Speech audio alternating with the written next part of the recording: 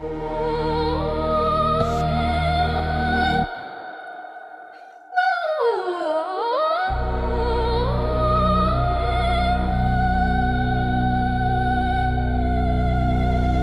to the Houston Huddle,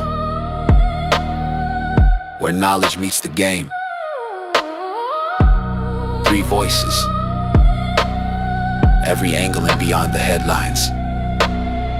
Xavier Houston is a sports encyclopedia of knowledge, with a deep inside look at the recruiting landscape, from prospects to pipelines. He sees the whole board.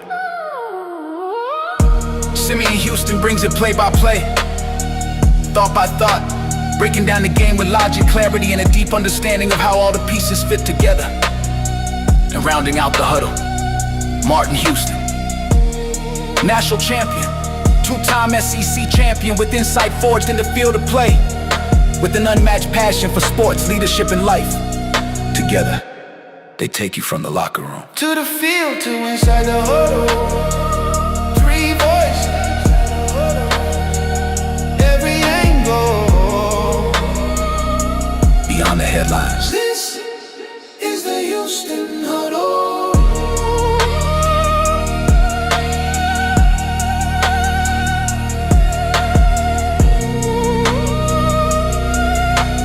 Now it's time to lock in. It's time for the huddle. The Houston Huddle.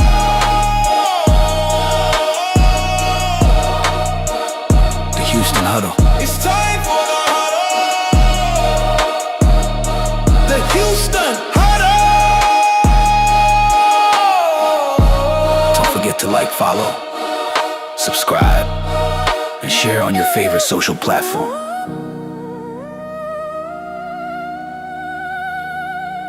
And let's get in the game.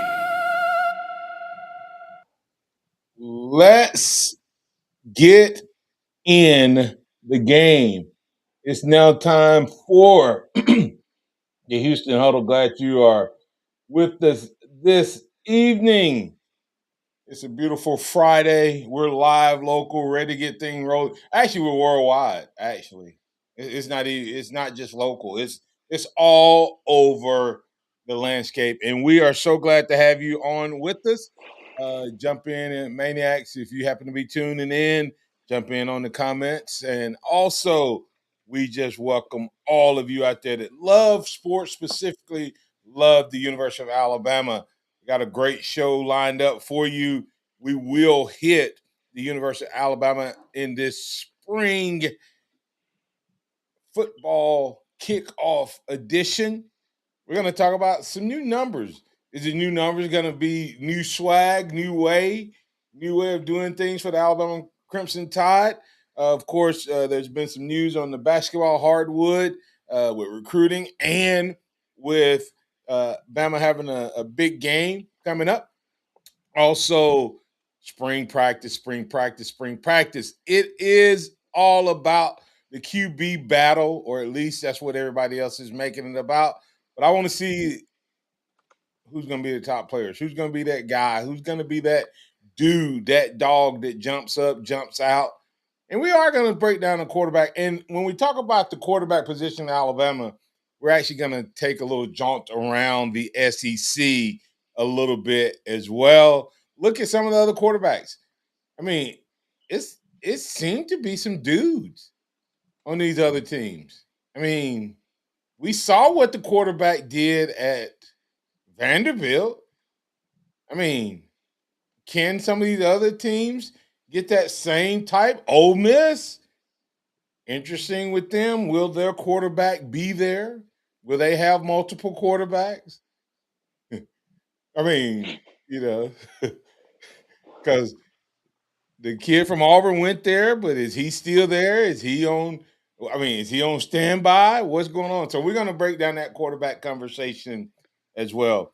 Hey, like we remind everybody, man, if you listen to the Martin Houston show, you get this all the time. And we on the Houston Huddle, we are people. We're football, family, and faith. And so I want to remind you that this is a day that the Lord has made. Let's rejoice and be glad in it. take some time today to know someone, love someone, serve someone, be the difference you want to see in the earth today. We're live on Friday night. We'll be playing it back on Sunday. So if you happen to be tuned in right now on Sunday, uh, you can always interact, but know that Sunday, if you're listening live on Sunday, it is a playback edition of the Houston Huddle. What's up, guys? How y'all doing? Doing good, doing good. Doing well, doing well. Can't All complain. right. Let's get it going. As we talked about, let's hit the basketball really quick.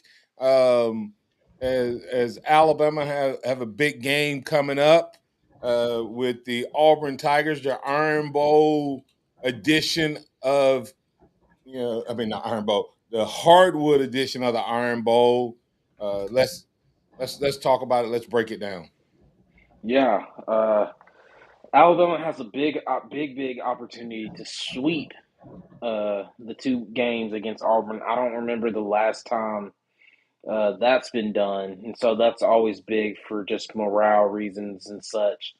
But also, I'm excited to see what LeBaron Philon, Latrell Wright, and Aiden Holloway in particular, playing against his old team, can Alabama actually hold another guy, i.e., Tahad Pettiford? Can we keep him from going off and dropping 30 points? Can we keep a Keyshawn Murphy from Auburn? Can we keep those players from not having their career night again? So that's what I'm hoping for, that we can have at least a semi good defensive turnout. Yeah, that's what you want to see from Alabama. Lock it down. Like close out the season with a win. Close it out in Coleman Coliseum. Send the seniors out with a win in their last game. Don't don't let one of these guys go for 30 when they haven't been scoring 20. They haven't been scoring 15. Like whatever it is, figure it out and get it fixed. Because if we go into the SEC tournament and especially March Madness with this issue, it'll be an early exit. How are the Auburn folks feeling about will a loss on Saturday um, upset the Auburn faithful a little bit and make them feel even more like Bruce Pearl took advantage of them or manipulated them into hiring his son? Well, he admitted to it, did he not? A couple days ago, he said, "Yes, do I want?" He said, "I think he said, of course I want Auburn to make it to the tournament, and of course I wanted them to hire my son. Nepotism, yes, of course." And so, I mean, for the Auburn fans haven't been happy with the performance Stephen Pearl has put on, I mean, displaying his first season. And I think what Bruce Pearl did was absolutely wrong. I mean, you shouldn't do that. He knew exactly what he was doing. They didn't have a chance or an opportunity to do a coaching search. The players barely had time to go. It was too late for the players to leave to go find a good home. So Bruce Pearl knew exactly what he was doing when he retired when he did. And hey, I ain't got a problem with nepotism. The Houston Huddle, baby. It's me and my two boys, and I'm proud of it. But at the same time, if I was beholden to an organization, I would feel different. This is our creation. The Martin Houston Show is my creation. I own the rights to the Martin Houston Show. Uh, I think it, like I said, I think it could sour on him. I think he expected better results, and it just keep the smooth transition. And I think losing to Alabama, the reason I bring it up now, I hadn't said anything all season, is I think it's been okay. They haven't been totally out of whack. But if their season ends and their tournament ends, hopes end, and their NIT and Alabama is the one that put that nail in the coffin, I think it adds conversation and fodder to the offseason. It 100% does. I mean, you wait till September to retire. Leave it like the school year started. They're stuck where they're at. The players, it was dirty. It was low down because of what you said. Nepotism isn't necessarily a bad thing, but when you hold other people hostage due to the nepotism, is where it's bad. It gets to the point to where you're not. Yeah, you're giving somebody in your family an opportunity, and I think that's what every parent wants. I know you want to do that for us and our sisters. I want to do that for my son and my daughter, but I don't want to screw anybody else over in the process of Right, doing it. right. Yeah, And I, that's what well, Bruce Pearl did. when you do it in that type of way, where you force somebody's hand, like X was saying, it leaves a bad taste in their mouth. I think this has actually hurt his legacy at Auburn. I mean, Bruce Pearl couldn't do anything wrong at Auburn. Then after this, after what happened with Steven and them, especially if they don't turn it around next year and yeah, continue to go on a downward trajectory, he totally ruined and messed up a good, because I mean Auburn basketball has been great the past 10 years yeah. under Bruce So Pearl, and so to change that is yeah, messed it'll up. be interesting to see. With that said, let's quickly get thoughts on just quick thoughts on the game. What's Alabama 3-point shot for the game? What's the three things that they need to do if they're going to win? Mm. Defense, play defense. One, two, make your shots. Make You don't have to shoot 50% from three, but if you're getting wide open shots, make your shots. And then Aiden Sherrill staying out of foul trouble for me. I go ahead, Zay. Keep the rebounds respectable. I don't expect Alabama to necessarily win the battle, but keep it close. In that around five range is where I think like don't let them get closer to having a 10 rebound advantage. Keep it around five. Two, Aiden Sherrill, he's got to play strong and play smart. Three, good night, like we said. Don't let one of these 12-point per game guys go for 28 to 35. Yeah, you definitely don't want that. And the fun answer, file on. No, but he needs to get his. But I'm gonna say Holloway, and I'm gonna say rebound, and I'm gonna say 3-pointers, 3-pointers, 3-pointer. That's my 3-point shot. Of course, I could have easily thrown in Aiden Sherrill. I could have, him not getting in foul trouble. But I think that they just need to play their type of ball and don't have any type of just bad defensive lapses. And when I'm saying defense, I'm talking about defense on the players and protect the defensive boards and don't give up a bunch of offensive rebounds. Absolutely. So, and Samuel Pittner said Tennessee sent the big boys out to Aiden, and he handled it. Jacob Powell said, he he he. Hey, Jacob, make sure that Jesus got that wheel now. He's driving. He said he's just gonna pray Jesus take the wheel. But we appreciate you. We appreciate you being a part of it, guys. Let's answer P. Field's question before we transition here. He said, "Do they're sub 500, and do we think that he's gone after the season?" After I the season. I They're six. don't. They're 16 and 14. They lose tomorrow to Bama. They're 16-15. They make the I turn. think he's talking SEC, Xavier. No.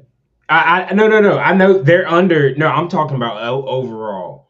They're 7-10 in SEC. Yeah, they're That's under what he's 500. talking about. Yeah, no, but I was just speaking more about do they get rid of Pearl after the season? If they lose to Alabama, they're 16-15. If they lose first round of the tournament, they're 16-16. They didn't. Bruce, your scheme might have failed. You wanted to get out the door at the last second to usher your son in. And if you finish at 16-16 after you didn't allow them to do an interview process, it would not surprise me if they gave him the boot. Well, with the way Auburn fire coaches and have coaches on payrolls, it wouldn't surprise me. But I think they would make a mistake.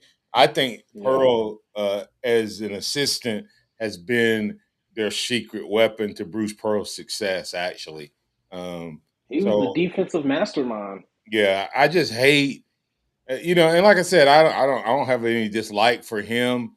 Um, I wish they let him go through the process because he may have got the job outright legit, or he may have gotten a better job because you all know who Bruce Pearl's protege is, right? He's killing it at Florida, right? Didn't he spend a Yeah. little time at Auburn, Golden? So Yeah, and spend some time not just at Auburn, but some time with Pearl. So I don't know. I hate it, but real quick, what's your score? You guys got a score prediction?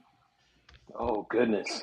You remember this is if you're watching this on the replay, you'll be able to call us out. Okay, I got Alabama 94, Auburn 82. Mm. I don't think it'll be that high scoring. I got Alabama 86, Auburn 77. Oh, they're gonna break the century mark tomorrow. Bang. Auburn is. No, I'm just kidding. Just kidding. Alabama. I have Alabama getting 97. I wouldn't be surprised if they hit 100, but 97. Auburn about 88. So I think it's about a 9, 10 point win for Alabama. So, all right. With that said, X, before we go to football, there's been a little recruiting news that's happened around the Crimson Tide. What's the latest there? Yeah, talking about the hardwood, Alabama landed a big time recruit, another top 30 recruit in Jackson Richardson. He's a 6'6, 205 pound shooting guard, small forward. He is the son of Jason Richardson, who had a lengthy NBA career, played with the Magic, with the Suns, All headed, with dude. Yeah, Dart. Yeah, Duncan, yeah, and with the Warriors. And the interesting thing is, I didn't know this until Jason made a post about it. His older son, Jace, mm, was somebody that Alabama was recruiting real heavy in the 24 class. Well, he ended up following in his dad's footsteps to Michigan State, and now he plays for the Orlando Magic as well. But Preston Murphy mm, is the reason why we were ever in on Jace and why we landed Jackson. They Preston Murphy was the basketball player Jason Richardson looked up to coming through high school, and every wore Preston Murphy's number in high school. So this is Jason came out and said, "Hey, this is a relationship that has been 30 plus years in the making. If it wasn't for Preston Murphy, I don't know if Jace would have ever considered Alabama, and he's the reason why Jackson's here because of the relationship that he was able to build. And he mentioned Coach Oates as well, checking in on Jax while he was sick and everything over the last month or so. But Preston Murphy is the secret sauce and the secret weapon of this recruiting coaching staff, which is now in a top 10 class. And just so everybody knows, Alabama's still in position for Caleb Holt, who's the number one combo guard in this class, who is originally from the state of Alabama. yeah. Any I thoughts on mean, that, Simon? yeah. Just super excited to get a player of Jackson Richardson's ability. I mean, I was doing some research on him, and one of the guys who did the recruiting services and stuff have him as the most athletic recruit in this class, and so that's one of those things. High flyer. He can shoot the ball too, so it'll be a great addition. A maybe a little bit smaller version of Brandon Miller esque high flyer ability, Oh, he's a better jumper than Brandon. which is It's crazy. interesting. I posted about the commitment, and somebody said we need to go get us. And they didn't call them convicts, but they said we need to go get us some guys from JUCO. I can't remember what they called them, but they In were just saying, basketball, huh?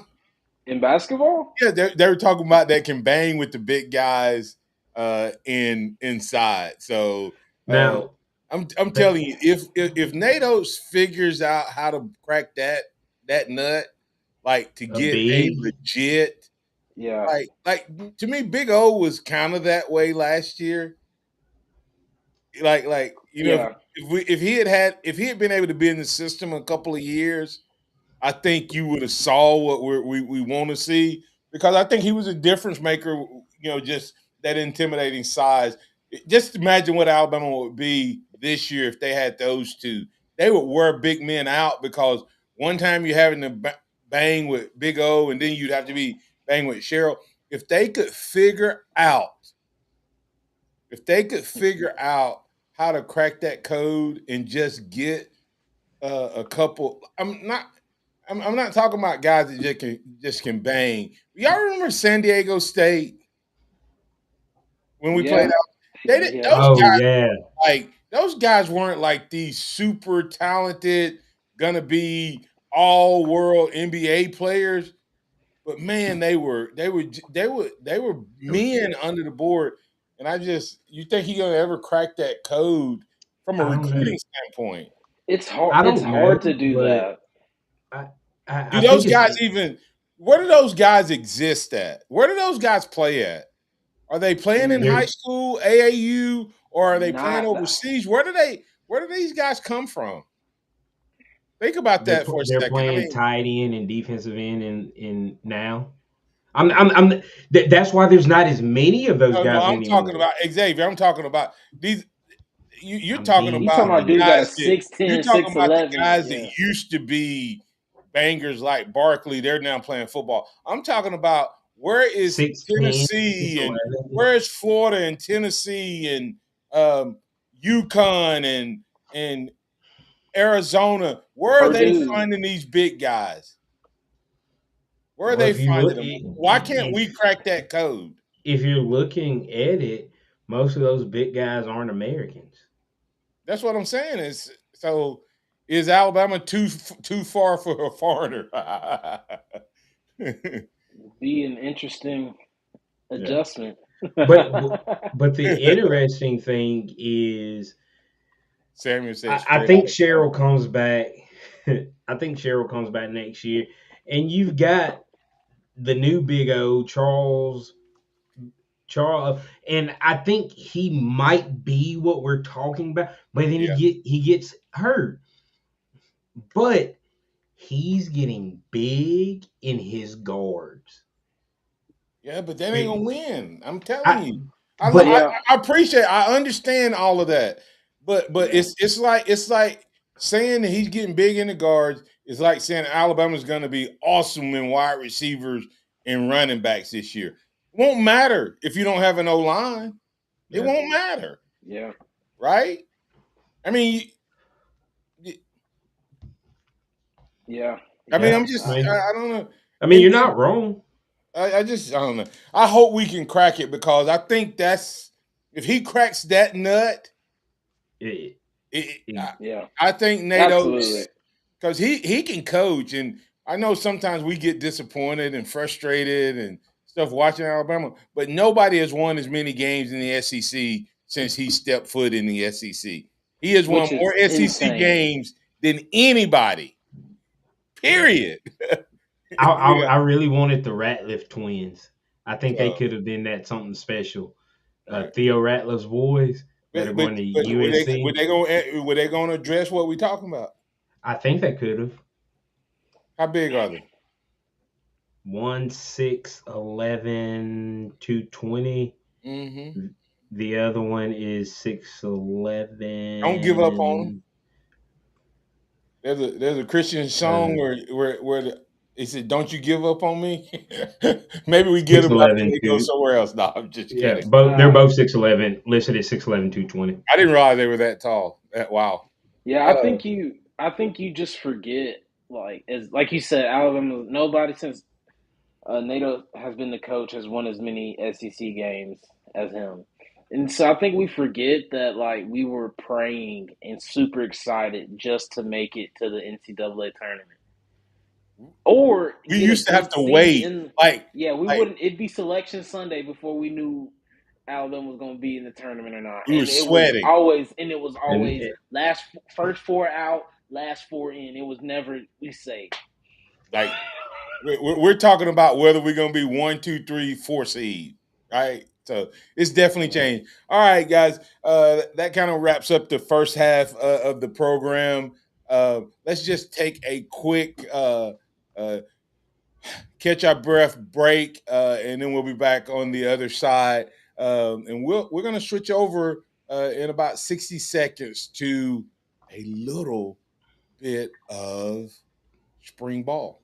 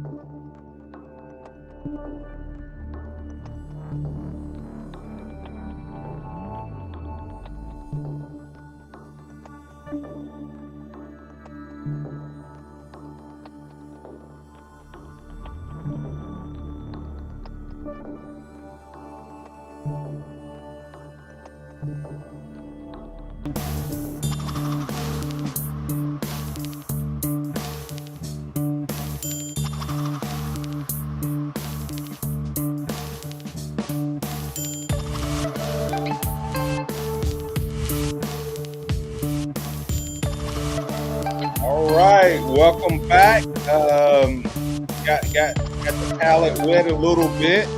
Uh, let's talk a little football. Hard to believe spring practice is up on us.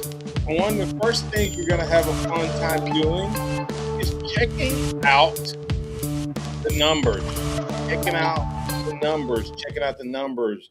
Uh, we're going to see who's changed numbers and who hasn't. Now, I don't keep up with stuff like that, but there was a couple guys that made some interesting moves, and I'm trying to see if they were making a statement. Right? Like sometimes you get a number and it's like that's just it's just I just want to blend in. Sometimes you make a move to a number and you're trying to make a statement. So I'll let you guys start off with kind of the number things, and then I'll pepper it in with those that I think where they trying to make a statement. Yeah, I Yeah. think it's really, really interesting when you look at it.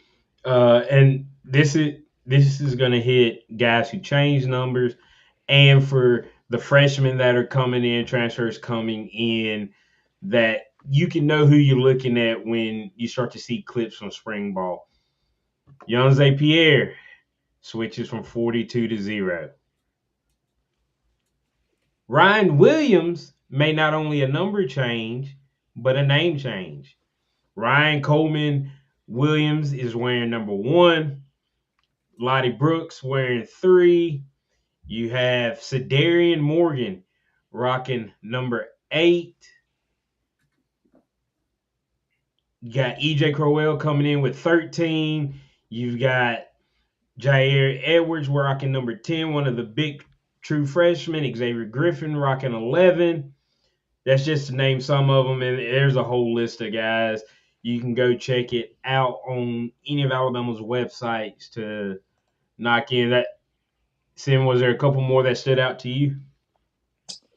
Uh, No.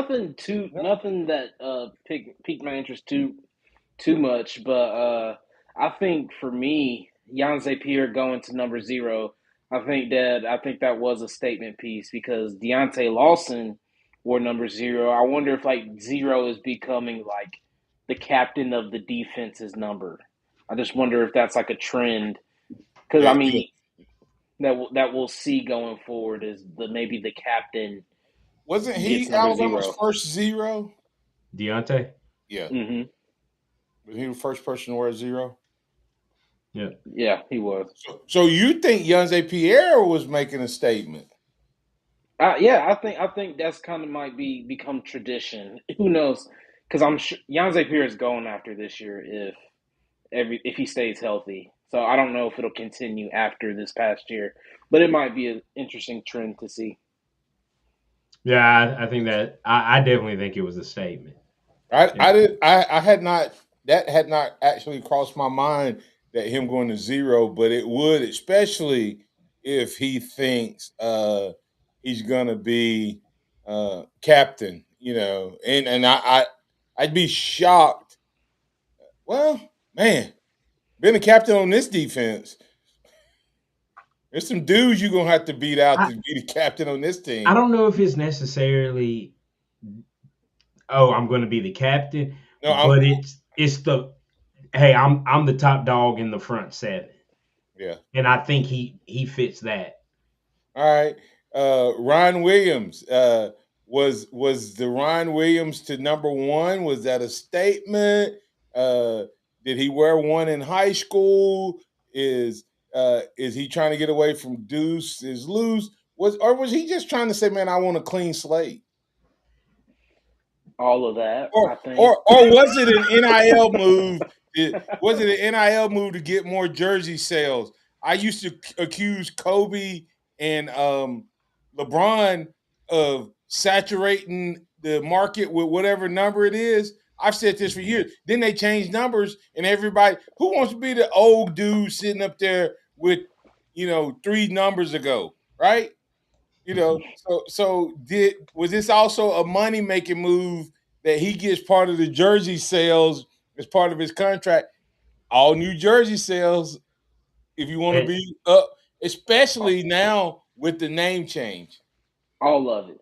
and yeah, so Ryan Williams wore number one in high school. That was his high school number, and I think when he went to two at Bama, it was to create a distance and a gap between Jamison Williams, who had just wore number one a couple years earlier, and it's So, you know, he wore number two for NIL.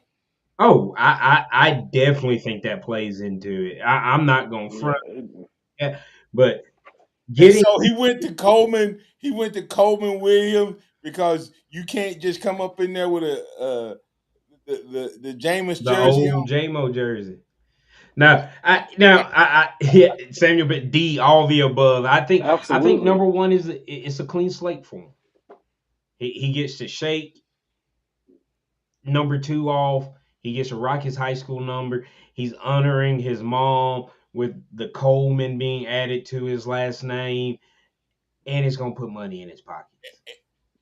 And is he saying I'm wide receiver one? Is Ooh, he that's. is I he mean, saying is he saying y'all better back off me? I'm not a number two or three receiver. I'm receiver one, wide receiver yeah, one.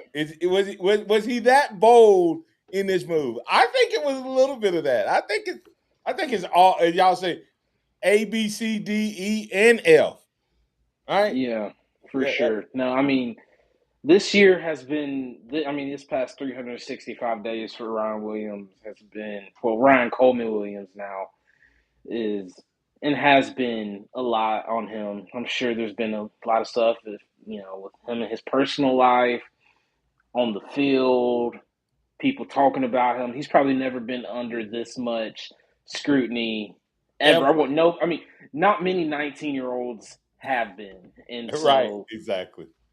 Yeah. And so I think this year, this is kind of him like stepping away from what was in the past and him stepping forward into something new. And Samuel Pittman, I agree with it. I think he needs to come out with a little bit of a attitude. Some You know, juice. you all made. I had a teammate that went through the name change.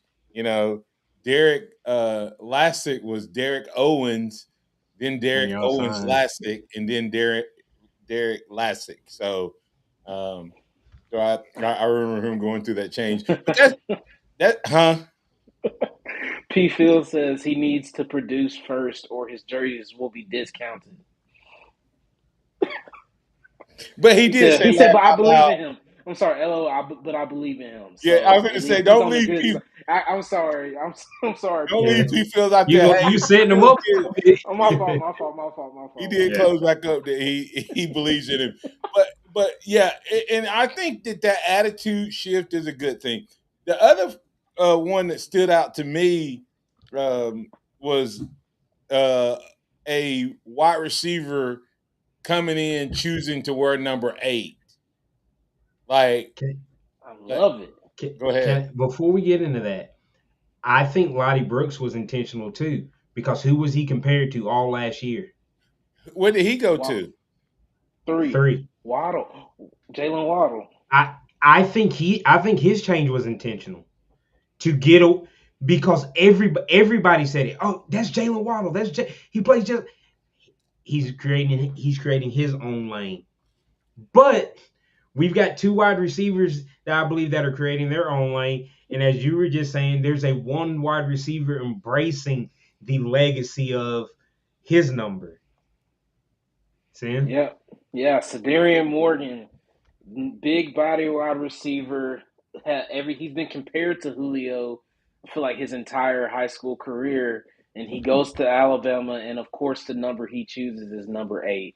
And I think that is, I mean, that is, I love that. It's, I absolutely love that from it's a him bold because move. that's him saying, I know who came before me and was wearing this number, but I'm looking to build upon that legacy. All right. Wow. Anything But else from the number standpoint before oh, we 100%. do what now? There's a superstar true freshman linebacker that decided to go grab a number based off of the guy he was compared to through the entire recruiting process. And that's Xavier Griffin wearing number 11. He was compared to Jahad Campbell by everybody. His ability to play in coverage, his ability to rush the passer, whatever you needed him to do, that's what he was coming out of high school. And that's what Jahad Campbell was, and that was his comp all the way through the recruiting process. So Hmm. I think as somebody else embracing the legacy of a number. All right. So we talked about some of these guys embracing the numbers. Let's kind of do a couple different things really quick. Let's start off with which freshman do you think hit the ground running, and we're talking about in week 1? Mm, man, I think that's a I'm going to go with the guy brave enough to wear number 8, Cedarian Morgan. We've talked about a lot of these freshmen, and I think there's some other guys that you'll see get an opportunity. But Alabama needs a third wide receiver, a true X wide receiver. And yes, I understand that they brought in Noah Rogers from the transfer portal out of North Carolina State. But if Cedarian is who we think he is, who says that job isn't his by the time we come Yeah. out of fall ball? yeah. I think that's pretty close to one of the only freshmen that I think we expect to have or could have an impact on this upcoming season. I could be drawing a blank on a couple names, but I feel like Cedarian Morgan, just because of the wide receiver room in itself, he has the opportunity. But I mean, I think Coach DeBoer and Grubb have obviously recruited certain players, and they have certain types, Yeah. and he fits that type. Derek Meadows fits that type. Noah Rogers is basically another version of Jeremy Bernard. And so I think that will buy him some favor, and he'll probably get on the field this year as well. Yeah, I can't disagree with the Sedarian uh, comp to Julio and expectation. But really think about it. I think we signed a really, really talented class and we're a young team, but I don't know that there's a lot of opportunity for young guys to be in that first rep. But we've seen this coaching staff use young guys that can play. Mhm. So we have a lot of guys from last year that were freshmen and sophomore that they're young, but they're going to be ready to be players because they got reps. But think about this: you know how good you're going to have to be as a freshman to sniff the field as a DB. I mean, right? Mhm. Outside linebacker, you're Yeah. probably not sniffing the field. Based on the JUCO, I mean the transfers on the D line, I don't see like like I think the Yeah. transfers are gonna be solid there. Plus Simmons, and I'm talking about first team right now. But in DBs, I Yeah. don't know if they're gonna sniff the field. But these other players, and then I think at the linebacker position, you know, I I think think Griffin's the only guy that you see truly probably have an opportunity to get on the field this year, and it's still going to be an uphill battle for him because you have QB Reese, you have Luke Metz, you have Duke Johnson, Abdul Sanders, Caden Jones, I'm gonna tell you, Justin Hill. I mean, Luke Metz. I know we hadn't got to this. Luke Metz might be my sleeper because I'm gonna tell you, and I'm not. This probably not gonna sound good, but he remind me of one of them boys that just know how to play football. He gonna watch film. He gonna study. He gonna be. Y'all remember them Indiana boys? Them Indiana boy linebackers, man, they ain't had no business playing. I ain't trying to be funny, but They had no business playing. where did Luke Metz play a lot last year? Special He teams. played more than any of the other true freshman linebackers On outside of special Justin Hill. Special teams. Yeah. Yep. Yeah, that's what I'm saying. That's what I'm saying. He's a guy that we don't talk much about, but don't be surprised because he look what little bit Looks we don't good. always watch those guys when they get their reps, but he looks like a baller. He looks like a baller. So He reminds me of. I know Don't I do don't it. want to be. Don't I'm. do But it. I'm just gonna say it's similar size, similar build. Happen to be the same race, but Luke Kuechly type Keekly. that's of player. exactly that. I Luke, I couldn't mean, think of his name. North but they're Carolina six. made it the Both Hall of of them are Fame this year. 6'3", 230. Both guys that are. I mean, dogs. Better Absolute dogs. athletes than you I don't guess. realize. I ain't even gonna say it. I'm talking about football players. No, Yeah. but I'm just saying Luke Like Kuechly was a and if better it's athlete racist than for me people to gave him say credit. he gonna be another one of them white boy linebackers, I'm gonna have to be called a racist. I just think we're overlooking him. Yep. I really do. So he's kind of my sleeper that could jump up and be one of them guys And that he changed his number too, didn't he? I Yep. don't know. Did he? To Yep. number Went from So, 4. but 26 to guys, 4. y'all, we talking about freshmen gonna get on the field. Y'all know we didn't even mention the best player in the country. EJ Crowell. Yeah, we That I I'm I telling love y'all, EJ. I'm telling y'all, we're gonna be talking about that boy in week one. I love EJ. He's But to me, RB2. he I don't know what he's gonna be, but he's gonna do some stuff. He's gonna do something that his name is gonna be mentioned. He's gonna be I that type of player. That doesn't mean he's gonna be a starter. I didn't say which freshman was gonna be a Is starter. he? I said which one will we talk about in week one. And I think I mean, yeah, I mean, I if think you're he's talking too about, good for us not to for the coaches to see him out there with the other guys and go, this 16-year-old kid belongs.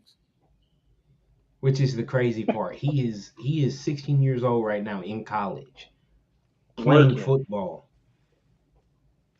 Do what? Do what? Do What what was the it last say? thing you said, X? He's a 16-year-old in in college playing Division I football. He doesn't turn 17 to this summer. Yeah, I don't care about his age. No, I'm just saying that's insane. Yeah. That's insane. And I think We talked about Ryan Williams didn't show up till summer and he had been 17 for a few months. EJ's getting it in there 6 months before No, but his that's good 17th for. I birthday. mean, that's all right. that's exciting. So that's freshman. That's freshman. Who's the other player that's going to jump, regardless of class, regardless of position? Who are some of the guys you think going to be jumping in week one that we're going to be Daniel talking Hill. about? Daniel Hill.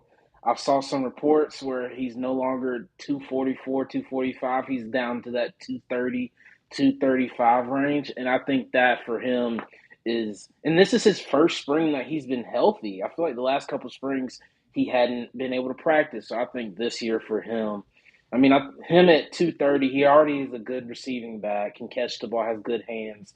But I think maybe he had better vision and he was just too slow to get to the hole sometimes. And so him at that 230 range, I think him who will have much better vision and more explosiveness. And I'll say on Daniel Hill, um, don't don't think that he may be the only three down back we have, which puts him in that place you're talking about, Simeon.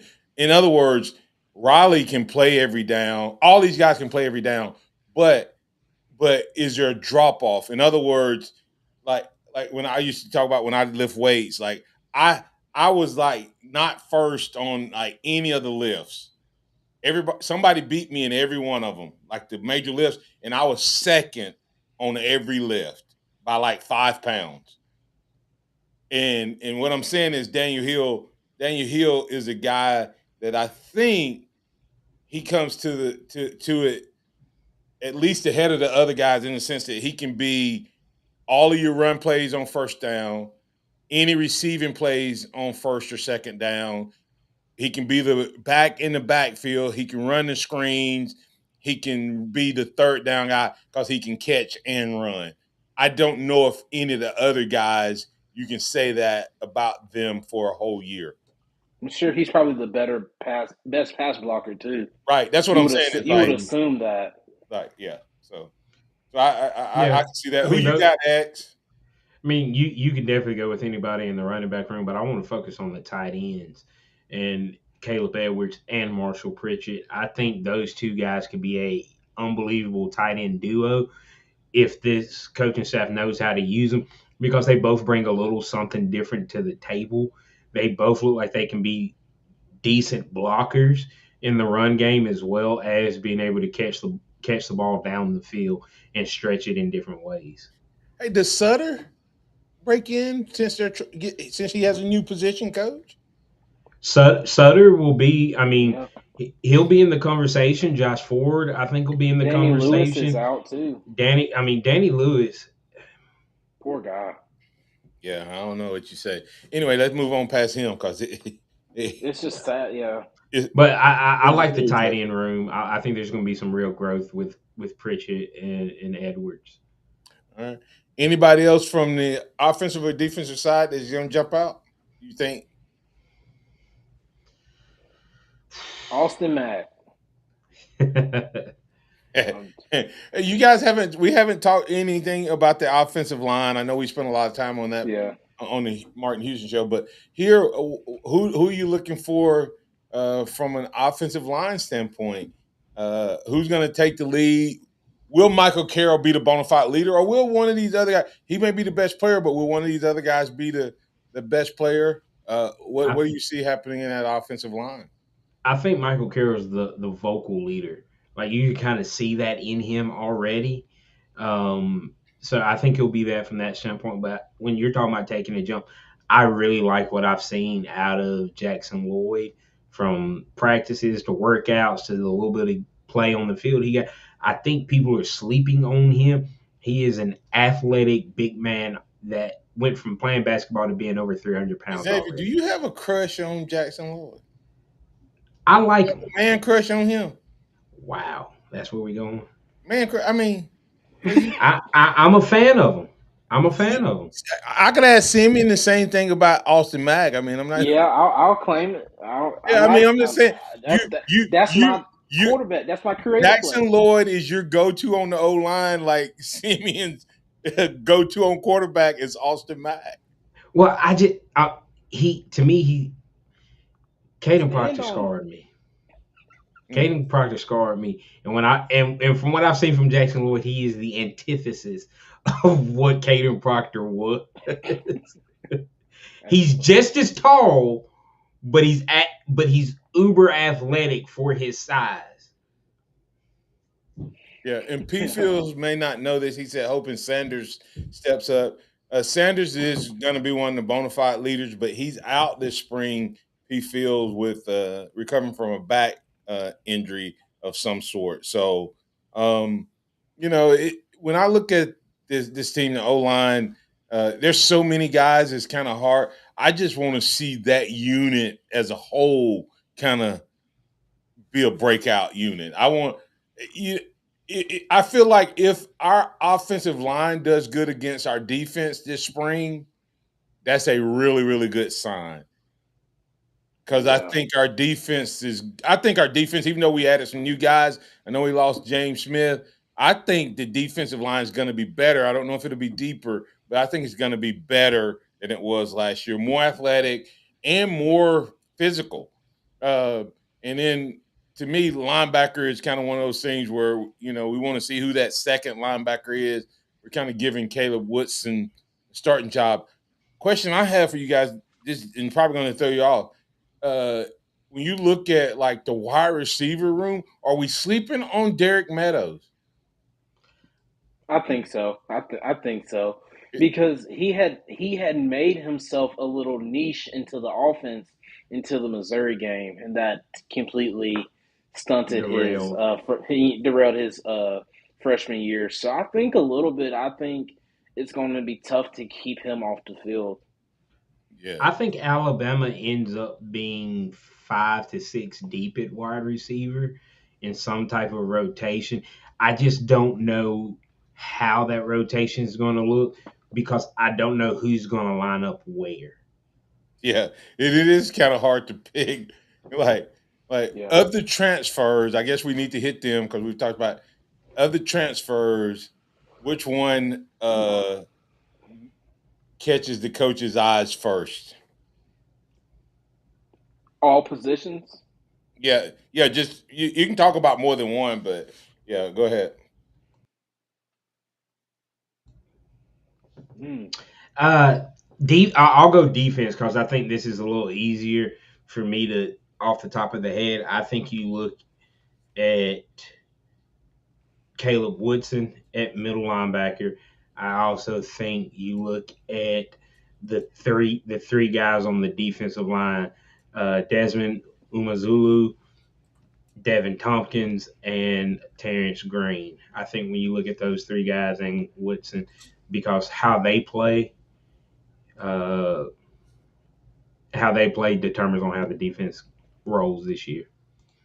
Yeah, offensive for me is Racing Delgatti. I think he has a lot to gain, especially with Sanders being out. I think he has the opportunity to solidify himself as the starting center this spring, and I think that role is a huge deal. I mean, he'll have to build relationships with Austin Mack, with Keelan Russell, and so I think if he's able to step up and show leadership, I think he'll catch the coach's eye and be in the starting five really quick. What's that wide receiver name? Noah Rogers. He. It's easy for those skill guys to get noticed when they come in, and then when you look, because there's going to be so much attention on our quarterbacks. I think they're going to have to be slinging it around. You know what I mean? Like Mm-hmm. we can't go into a Yeah, spring trying to get a quarterback and throwing it, 50-50 run and pass. Even though we want to establish the run game more this year, yeah, you still have to stress test these two quarterbacks as much as you can, yeah. in my I need, opinion. And yeah, because of that, I think Rodgers may get more opportunities to do it.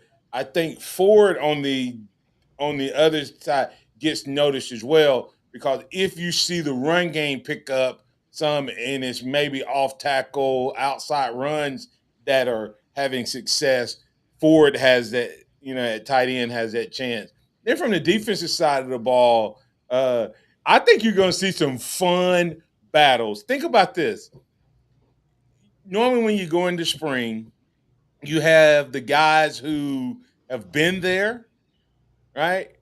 Uh, and they've been waiting on the other guy. It's like, I'm gonna get you next spring, baby, because that's where it was. I knew who the dogs were on the defense, and we wanted to test each other's manhood, but we also kind of knew each other compared to when we came in as freshmen, and you were wanting to prove to everybody you belonged.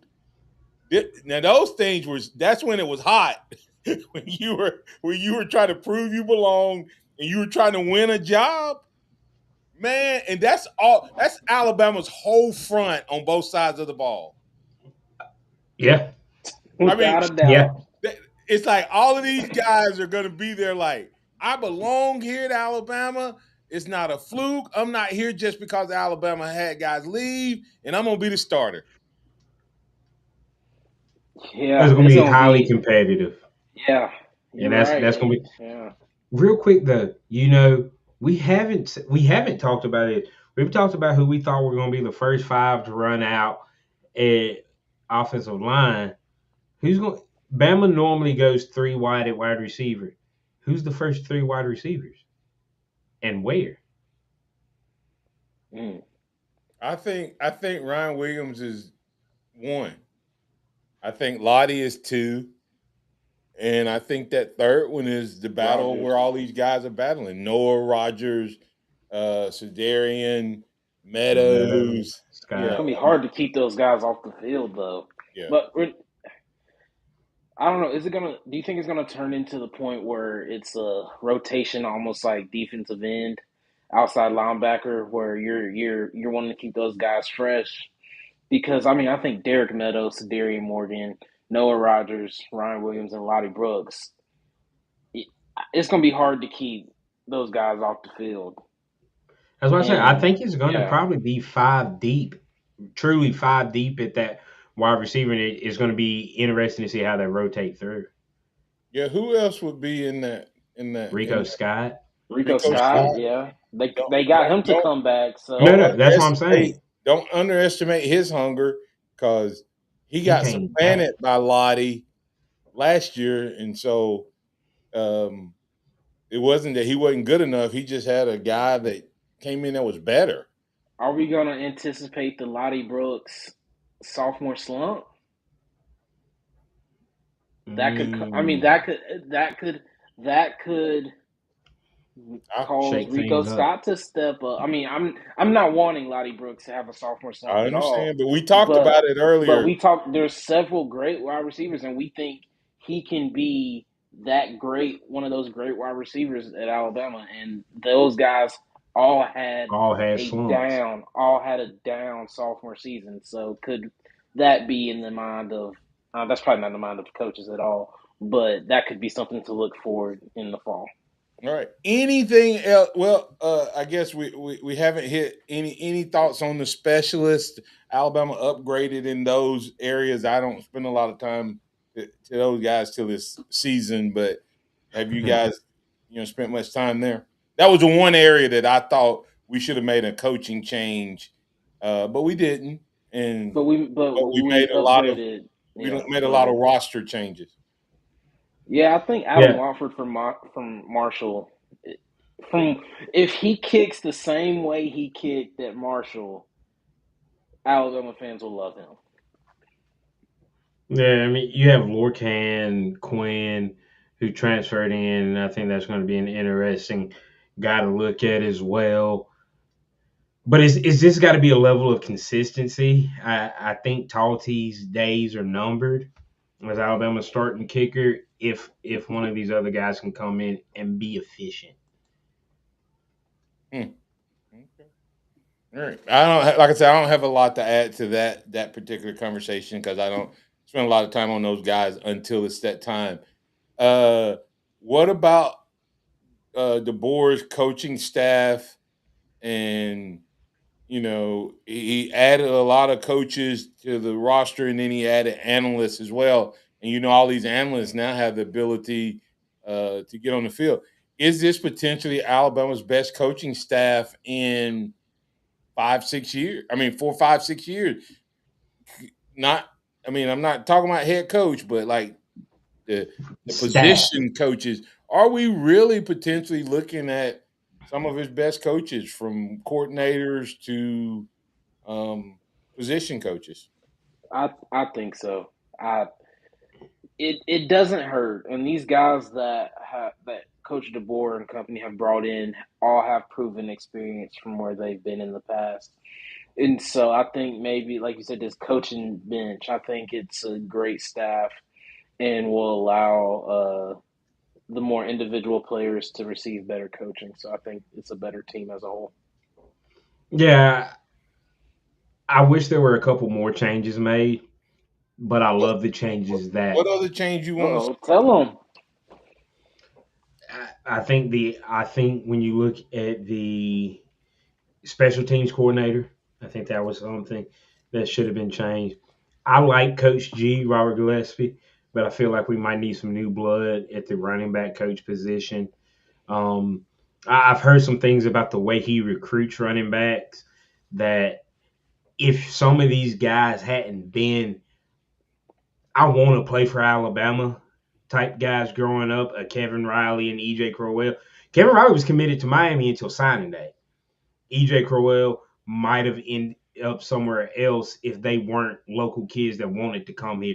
And then you look at But Daniel is Hill he? That's here. recruiting. We have the best group of running backs we've had in about 3 or 4 years. Uh, Yeah. so the question is, I know you're And saying about recruiting, but we still got but him. So but the development as what well. about his coaching? Is that what we're missing? Is Well, that he's part of the been here run game? since. We sometimes forget that we had Burton Burns there for so long that we kind of got spoiled. Yeah, I mean, because when you look at it, he's been here since 2021, and think about how we feel about the running backs since 2021. B Rob was our last 1,000-yard rusher, and he wasn't coached up by Gillespie. We see it's been the guys with McClellan and Roydell Williams and Jam and losing Justice. Like how we feel about the running backs isn't positive up under him. I agree. I was just saying is, but you were talking about recruiting, and I'm like, but we still got those guys. So if that was the problem, that's different than him not being able to coach.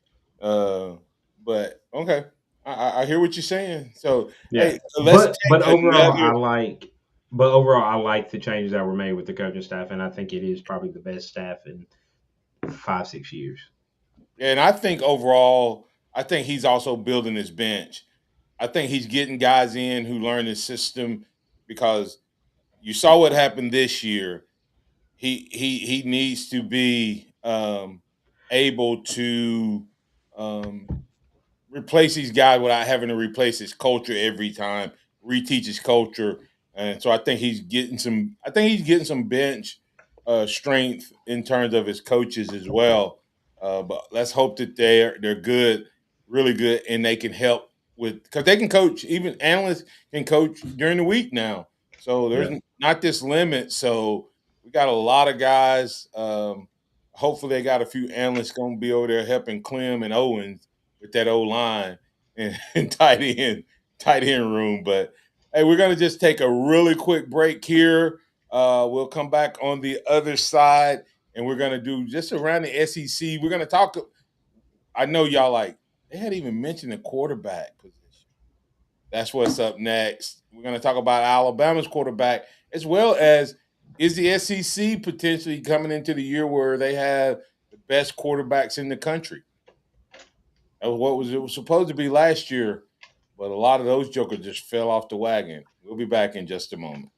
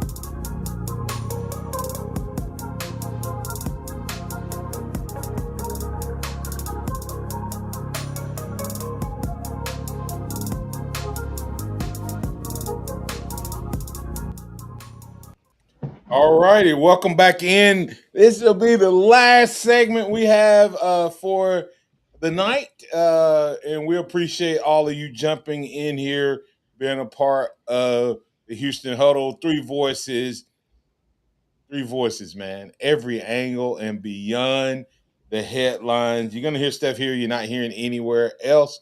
Like, follow, and share. Be a part of the program. And while you're out there, make sure you make a note, save it on your calendar, mark it down. The Martin Houston Show, Martin Xavier and Simeon, Monday through Friday from 6 a.m. to 7 each and every day. And every once in a while, we do a little pregame of the Houston Huddle, and you can be a part of that as well. So, all right, guys. With that said, um, quarterback position. That's the big talk. It seems like everybody has got. Now, here's the thing. Xavier, have you decided which guy is your guy? Are you thinking Keelan gonna win the job or Matt? Have you came down on one side yet? I plead the fifth. Nah, I'm playing. Um, I my front runner right now is Austin Mack, Right, right, right. but I do believe Keelan is talented enough to win the job if All right, Austin stop thrown. right there. Stop right there. So Simeon, you have to defend why Austin wins. I mean, Keelan wins the job, and Xavier, you have to defend why Austin wins the job. I have to defend Keelan. Yes, you have to tell me why Keelan wins the job over Mac, and Xavier. Since you have a little, you said Max, you're front runner. You go first, but you have to defend Keelan. This may be You want me to fun. defend This No, he may Keelan? has be to fun defend on. Austin. He has to I have to defend Yeah, defend you have Austin. to Austin. defend Austin. I'm sorry. Okay. This may be a fun segment to do, like like you know, uh, Across on the all the board. positions. Like why why Yeah, should why should Justin Hill be in front of Beyonce You know, Pierre? Yeah, Pierre. right. It makes you think. It makes you really think about your guy and why Yeah. your guy is better than the other guy. All right, ready? Go ahead, X. Yeah, so when you look at Austin Mack, you look at the creative player build. He is the same size as Trevor Lawrence, Josh Allen. So he has the physical size, but he has the tools. He can sling it. Is he He Justin Herbert? he's that might actually be the Is Justin best because comp. when I see them in uniform, I The I, I number sometimes 10. think you could almost switch them and not. So Yeah, no, I mean, Justin Herbert might be his best comp. 6'6", 235. He has an absolute rocket for an arm. He's more athletic than people give him credit for because of his long stride. He covers a lot of ground. This is his fourth year in the system up under DeBoer, but he's also going in his third year with Ryan Grubb as his offensive coordinator when you go back to their time together at Washington as well. So you look at all of those factors. He was the number two guy this past year. Not saying that means he stays, but I think that gives him the first foot in the door coming in against Indiana. All of those key factors I think play into it. And he's only 19 or yeah, 19. He's about to be 20. He's still physically maturing and developing. This dude could end up being 250 pounds as a quarterback. So yeah, I think it'll be interesting. now, am I debating his topic as well, or do I just give my reasons why? you Keelan, you you I'm just go. I'm just giving my okay, yes, you can, okay, and then he gets a rebuttal. okay. Well, this hurts me to do, but I think Keelan Russell is a great athlete, natural. I mean, if you're looking at a quarterback and you see the way the ball comes out of his hand, that pretty ball. He has a prettier ball than I think Alabama's last quarterbacks outside of maybe Bryce Young is the only guy that might have a prettier ball, maybe Tua. And so when you're looking at that, he is young, and just because you're young doesn't mean it's a bad thing. I think it's actually in his advantage him being so young, because one, Austin Mack has been in the offense. This is fourth year in the offense, and he hasn't even come close to being considered the starter. And so if I'm Keelan Russell, I'm going in and saying, well, he couldn't beat out Ty, he couldn't beat out Jalen. So what? Why can't he beat out me?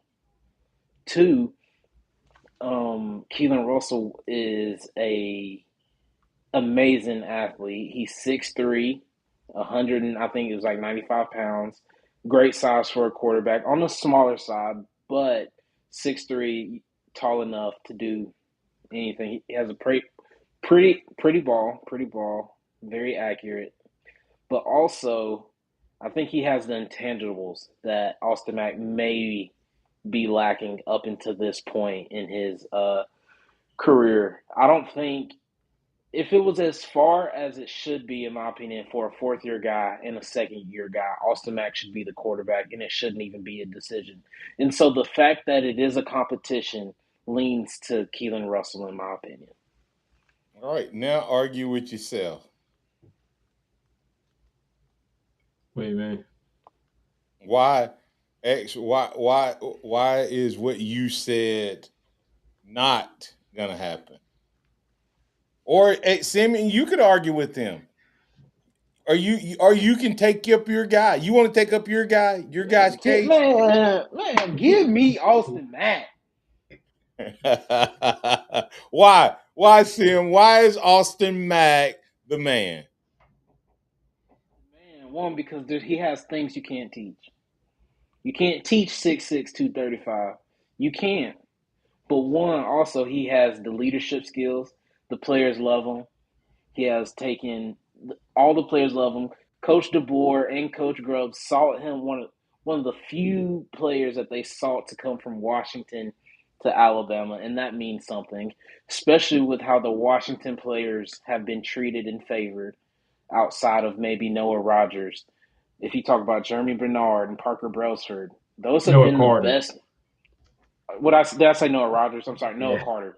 And so Parker Brailsford and Jeremy Bernard were, I would say, the two best players, consistent players in DeBoer's era, and that Washington guys. And so therefore, if you can put that on Mack should be one of the best players, if not the best player on this team. X. I like it. See, now when I compared Austin Mack to Justin Herbert, when I look at Keelan Russell, I see Jaden Daniels. Tall, lean body. Keelan Russell is an athlete that is playing quarterback. In my opinion, he is a taller version of what Bryce Young was, and we know how great Bryce Young was, and more athletic. So that's what I think you get out of Keelan Russell. Bryce sat a year, played a little bit, didn't play much behind Mac Jones in 2020, 2021. He comes in, he's a Heisman Trophy winner, and I think that's what you get with Keelan Russell. I think you have a future Heisman Trophy winner, a future number one overall pick in Keelan Russell. I like Austin Mack. Don't get me wrong. I think that dude is a potential first round draft pick. But if it's close, you go Keelan Russell because you have more time to build with him.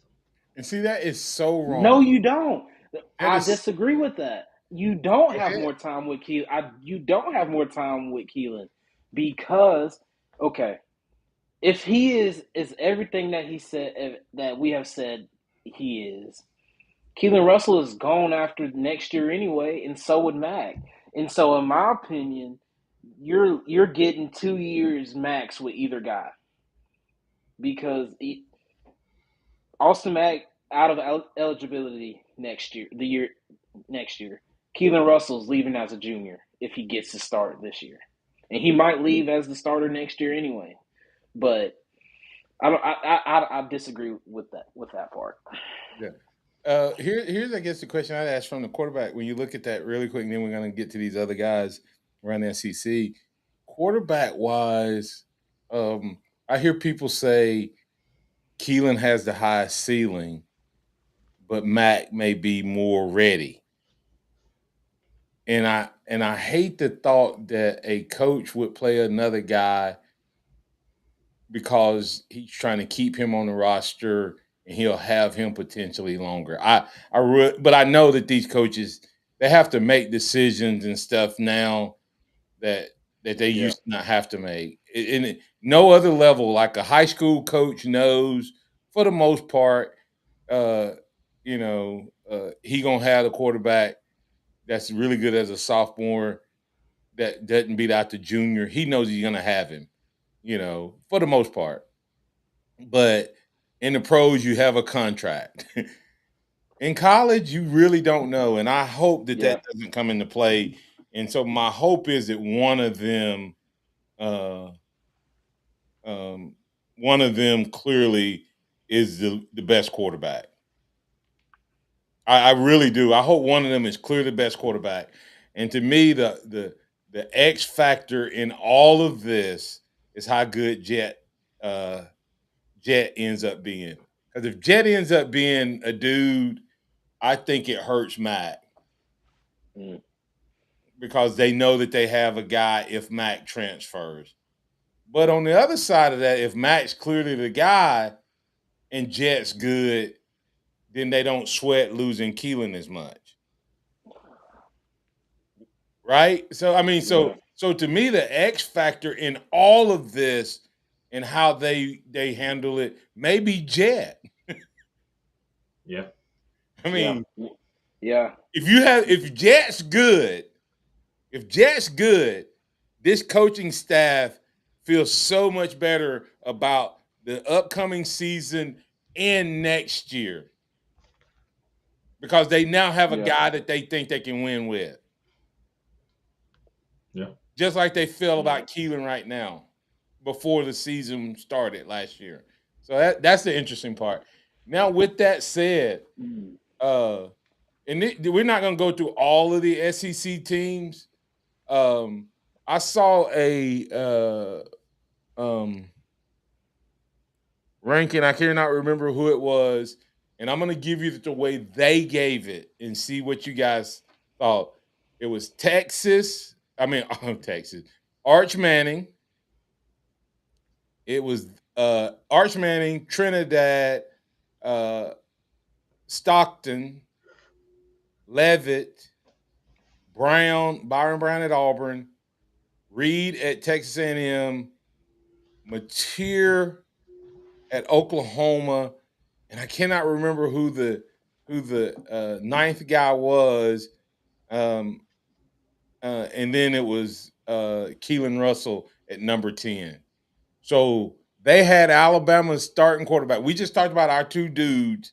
They had them number 10. Um, is number 10 too low, regardless of which guy? Who would be the ninth guy? Think through that. Lenora Sellers, maybe. Yeah, I about It to say was Sellers Sellers. was in there. Sellers was in there. Yeah, Sellers was in there. So, uh, so is that fair? Is Alabama's quarterback the 10th best quarterback? I Talent wise, no, absolutely not. Zero starts. No, I'm not talking about stars. I'm talking No, no, about but I if you were having to pick, if you could pick this list of quarterbacks based on what you know about them and their performance in the upcoming year, would you pick these nine guys before?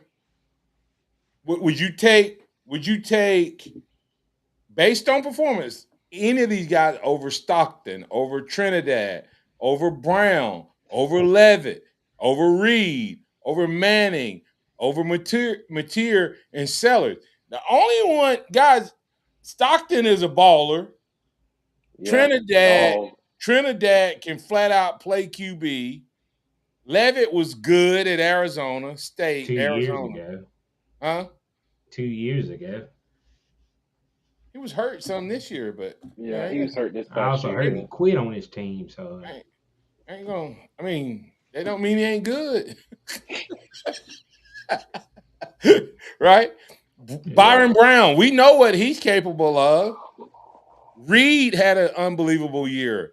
Manning could take a leap, man, and because the way he played in their bowl game, I was like, whoa, He finished the season we don't want strong. that dude.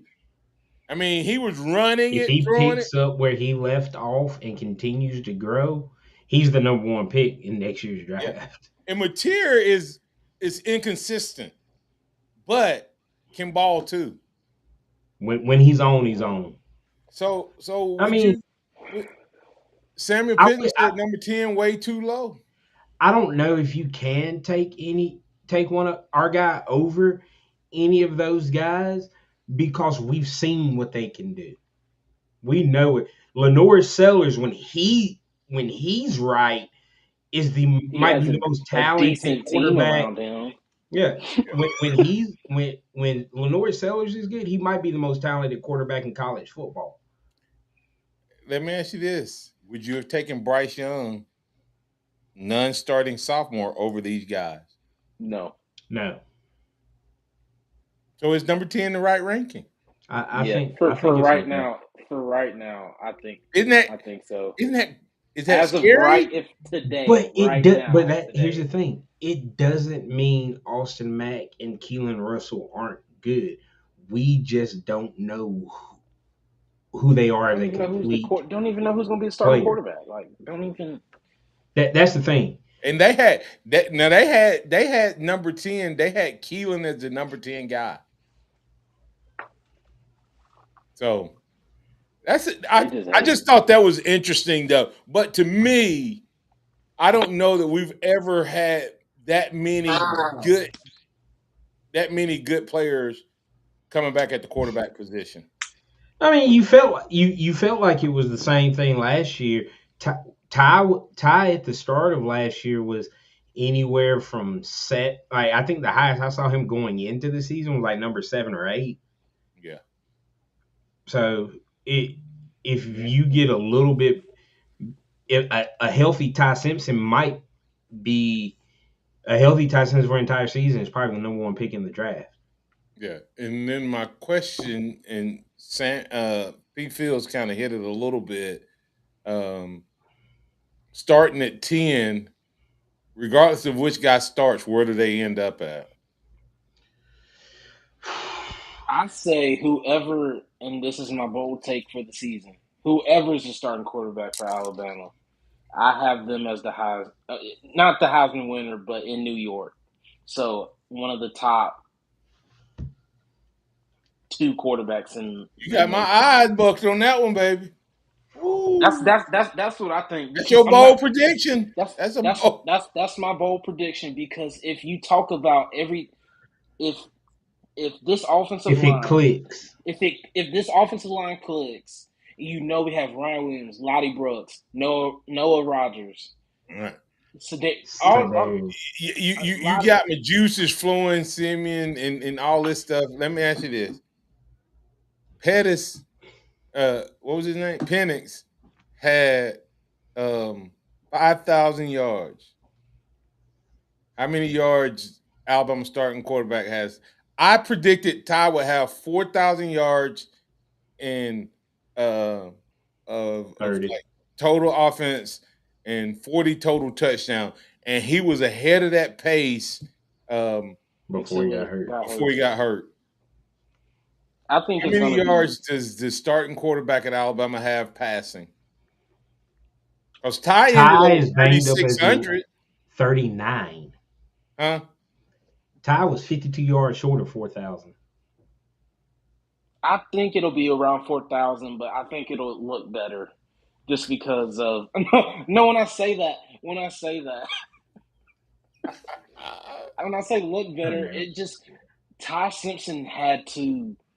It was a one man show, and I think the 4,000 yards that this quarterback had is just Passing or rushing as well. I was just talking about passing.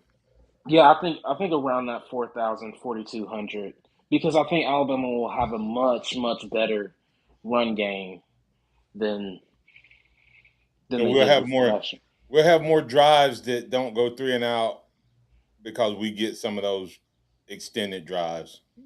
Okay. All right. Around 4,200, 30 mid 30s on touchdowns. All right. Buy, sell, hold. If you could take any of these quarterbacks, I said you wouldn't take. We said this, but now buy, sell, hold is a little different. Buy, sell, hold is uh, I may take one of these guys my starter, but I might keep Mac and what you call it as a sell and a hold. So buy, sell, hold, and you can only take 3 guys out of this. And our top 10 is Alabama's quarterback. Okay, whether it be Russell or uh, Mac on this list. Who you buying? Who you selling? Who you holding? You can only have 3 guys that you're buying. You know what I'm saying? No. You buying one, Okay. you're selling one, and you're holding one.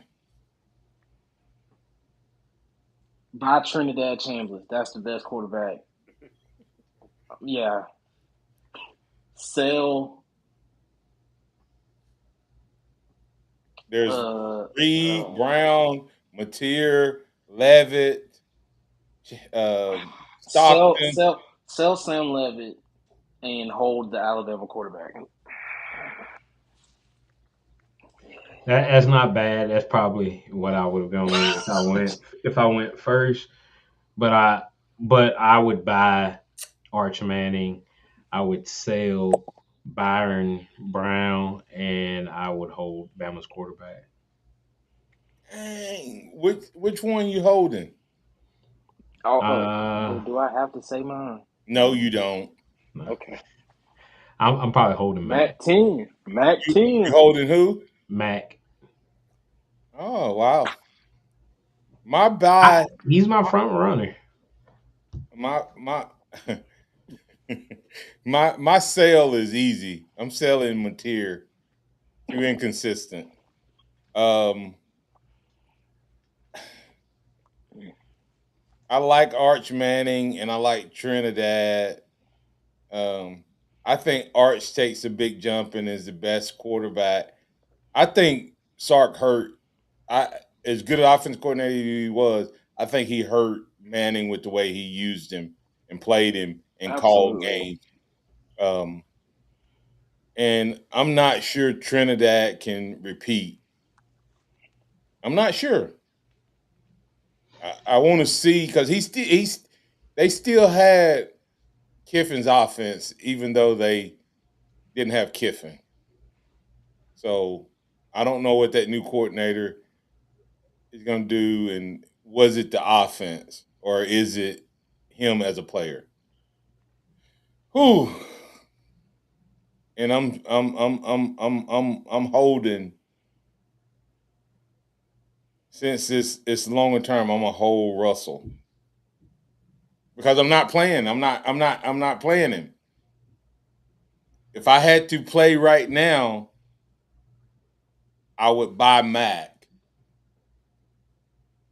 and sell Russell. If I had to do that, but I don't have to. I don't have to right now because I got one of these dudes. I think Simeon, are you saying uh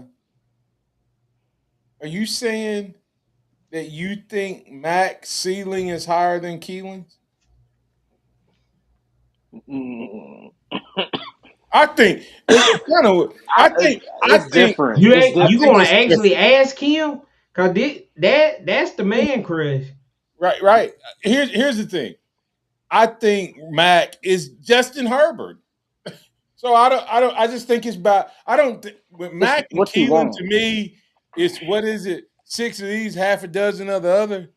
I think Yeah. they're just different, but I think their ceilings are probably the same. So I'm Yeah. backtracking. I don't know which one. I'd take the Alabama quarterback on a whole right now. Yeah. I would say Hey, Austin Mack. we're gonna have to do buy Somewhere. sell at the end of spring. See if these guys jump up in our buy category. Oh, All right. Anything else y'all got before we get out of here? Oh, hey, Remember congratulations to by the time we have our next Houston huddle, spring practice has started. So y'all got any hot takes other than Simeon saying the starting quarterback at Alabama is gonna win the Heisman? I didn't say win the Heisman. Be in New I York. I said one of the Heisman finalists. nah, uh, Kevin Riley leaves spring as the starting running back.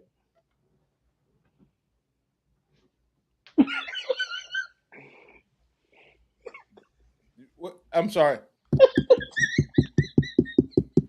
What was that? Maniacs, did y'all hear that? Hey, listen. It's at the